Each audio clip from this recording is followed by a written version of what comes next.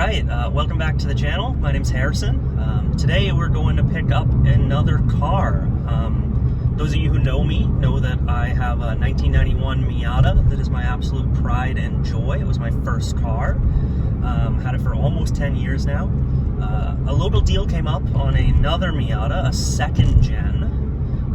It was a little too good to be true. The car hasn't ran in about 6 years, but has a lot of aftermarket parts and lots of work put into it. It's in beautiful condition, just needs to be sort of brought back to life. It was a great deal, I really wanted it, but unfortunately just due to space and money, and mostly storage space, it doesn't make sense for me to own a third car right now. So I got a friend involved and we sort of worked out a deal that I'm going to go pick up the car, do what it takes to get it running and driving again, and then we'll pass it on to him after that because he can afford to keep it a little longer and enjoy it. So come along with me for the journey of picking it up and then getting it to run, and then we'll pass it off to my buddy. But you've probably already seen what the car is in the title, but I'll keep it a little bit of a surprise in the video anyways. We'll chat about it when we're actually seeing it. But it is a really special second gen NB Miata.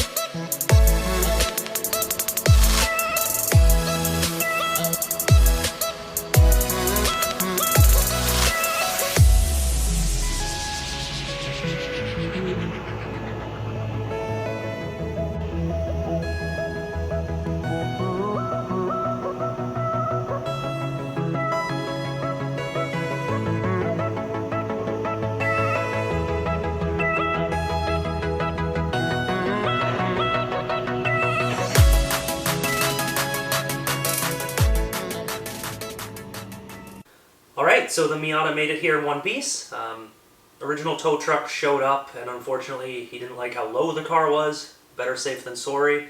So waited another hour or so for a flatbed instead of a traditional tow truck.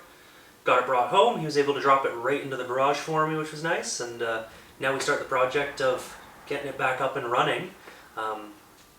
So to sort of go over what's being done to this car and why it's so special. This car has an engine built by Chikara Motorsports out of the Vancouver area, built by Ocean there. If you are a local and you're a Miata nut, you probably recognize the shop and the name.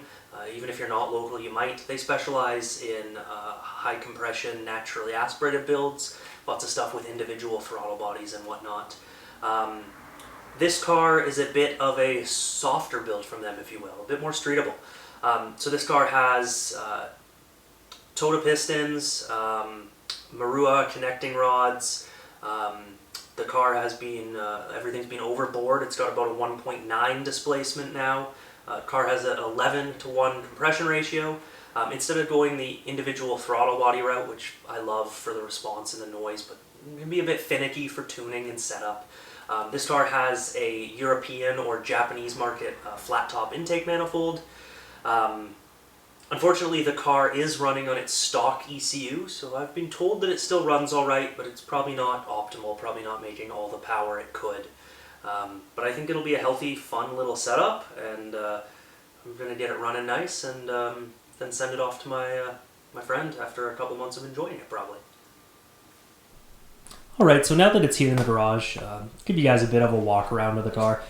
It's certainly in need of a good detail, and I'll do that at some point, and perhaps we'll have an episode of this sort of restoration series of sharing to share that as well. You can see the paint's seen better days, but overall, you know, this all looks like fine scratches, things that could be worked out for the most part. Structure-wise, the car seems really sturdy. No rust in the common areas here, rocker panels and such. The car's sitting on some Koenig wheels. It's got a Willwood big brake kit in the front. As you can see, just surface rust because it hasn't moved in years.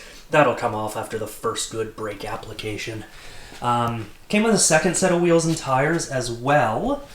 I think they're a little wider, but of course these tires are completely gone. So whether or not those go with the car or we sort of sell them to fund the project a bit, we'll see. Headed to the interior. This is one thing that's a bit of a bummer for me. I do like a track car, if you will, but this is a bit much. The car has barely any interior, bare door cards, no carpet, even down to it's missing the rubber shifter boot, which is not even a looks thing or anything. It's about sound and sealing the cabin from the world underneath. So that's going to be a must fix. It's got these Mazda Speed bucket seats. Not super familiar with them. I'm not sure if they're anything particularly special, but you know, they've seen better days, but they look like they hold you nice, and they'll be fine for now. Car has one speaker, which is not mounted very well. No speaker on the other side. I think one of the items, once we got the car driving down the road, we're going to attempt to source a factory interior. Or if a factory interior can't be sourced, potentially we'll just do, ABS door cards so that you're not hands against sharp metal and stuff. And, throw some floor mats down, maybe a carpet center console, maybe something minimalist like that. Car does have a roll bar. I put the soft top up just to let it stretch back into position. I think the car looks like it was stored with the top down for all those years. Indoors, of course. Couple of little tears. We'll see when I wash it if it's watertight or not, but overall it's in alright condition. It's an NB, so a glass defrost top. Worst case scenario, potentially we'll remove the soft top entirely and try to source a hard top for the car. It's probably what suits the attitude of the car the best anyways, or the style, if you will. So there's the engine. That's the bread and butter of this car. That flat top European or Japanese market intake manifold we were talking about. Those look like racing beat headers, I was thinking from taking a look at it. And then it's got a mid-pipe of some sort and a racing beat power pulse muffler in the rear as well. Some sort of big red, probably racing beat sway bar again. It's on Marua coilovers, flying me out a chassis brace, little stuff like that. This will all need a good detail, which will happen in the detail episode of this series, I'm sure. But overall, she looks good. So, it's time to get the oil changed, put some good gas in it. I've pulled the fuel injector fuse, and I'm going to crank it over with no chance of it firing, just to get good oil pressure and such. And then we'll try fire it up and see what happens, and it'll all be on camera, so you'll join me for the adventure.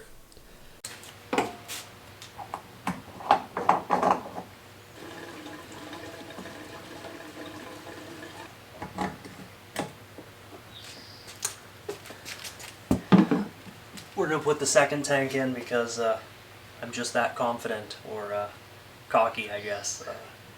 If this doesn't run, with the price of gas right now, this will be a throwaway. Probably could have just left it in the air from when I drained the tank, but oh well. If you are a Miata owner and you don't have or haven't made something like this, I bought this one, not really sure what it's made out of. I've seen people make them out of hockey pucks, though that's a little too thin for my liking. But this pinch weld protector is the key to jacking up a Miata with ease.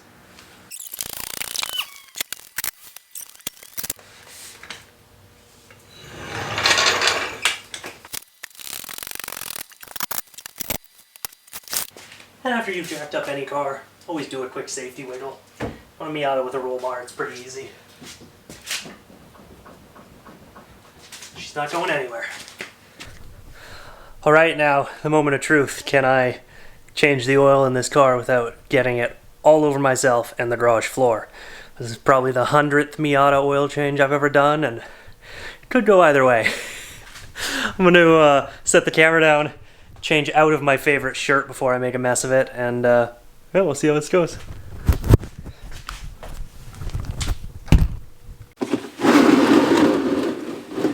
So some sort of trick oil drain plug on it too. Holy cow, how tight do you do up an oil drain plug, my guys?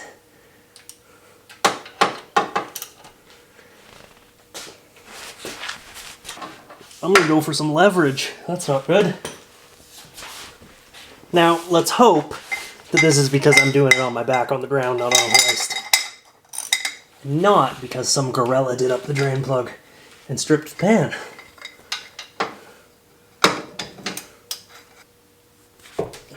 Feels good so far. It's broke loose. And mess. Not bad on my hand and the plug, but right into the pan. So there's a slight bit of metal shaving sludge on the end of that.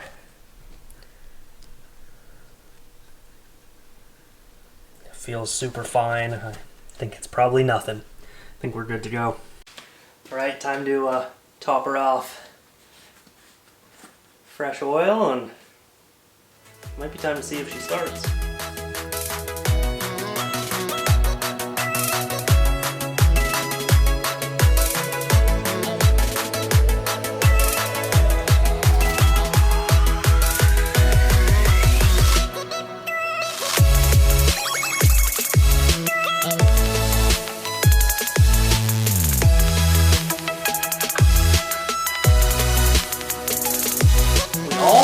Overfilling it there, man.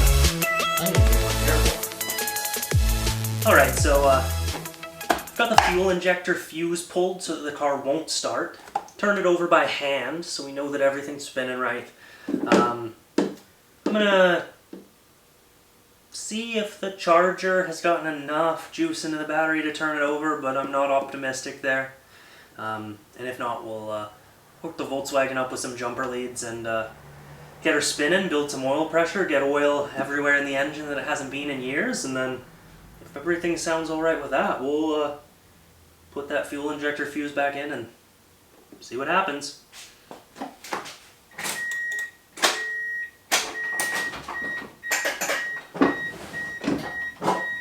That's about as dead as battery gets.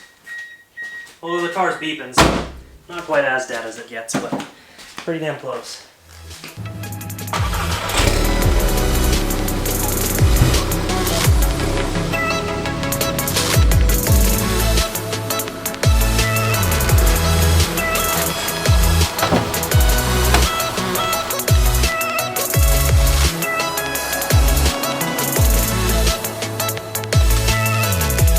Jumper cables might be older than I am, but it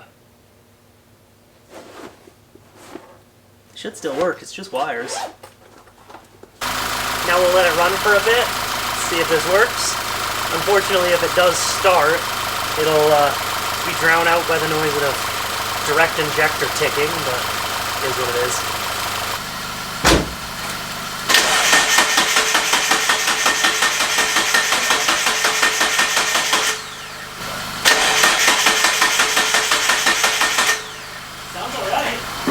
Put the fuse in and it's going to start. I think so. You already put the gas in it? Yeah. We're going to put the fuel injector fuse back in, and I think it's probably going to start.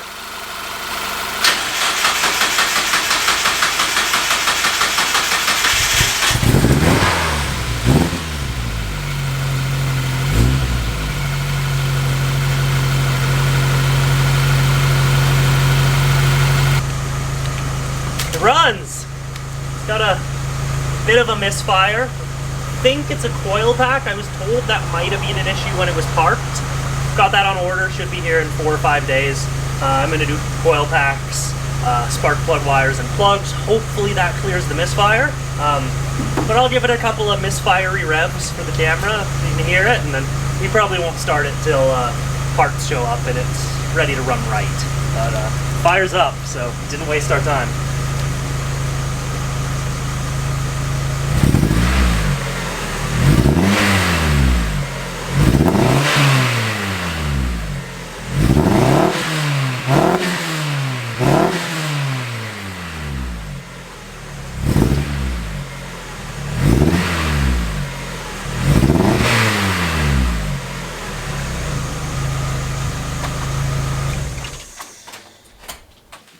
All right, well, she fired right up pretty easy.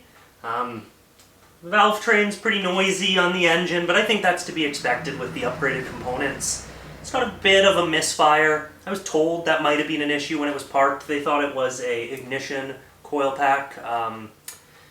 I've bought, these cars are traditional, where the coils are at the back of the engine, run a spark plug wire to the plug.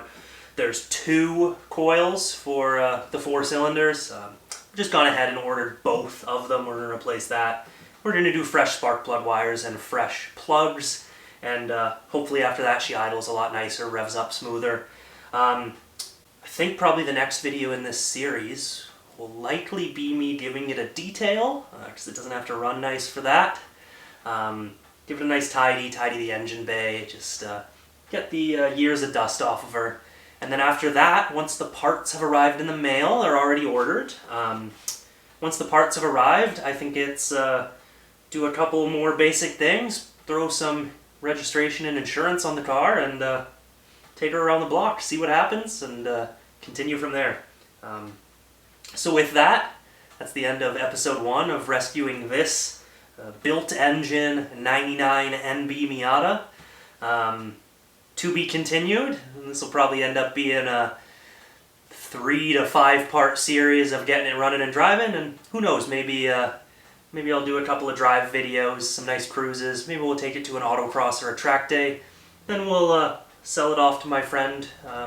Has been sort of the plan all along, and hopefully he wants to take it out for autocross or track days or cruises, and we'll get to cruise this thing next to my NA, so that'll be fun. With that, thank you guys for watching. If you have any questions or comments, put them down in the comments below. I'm by no means a professional, just a bit of a car nut who loves Miatas, and this has been a fun project so far, and I'm really excited now. I think it's time to go crack a beer to reward our hard work.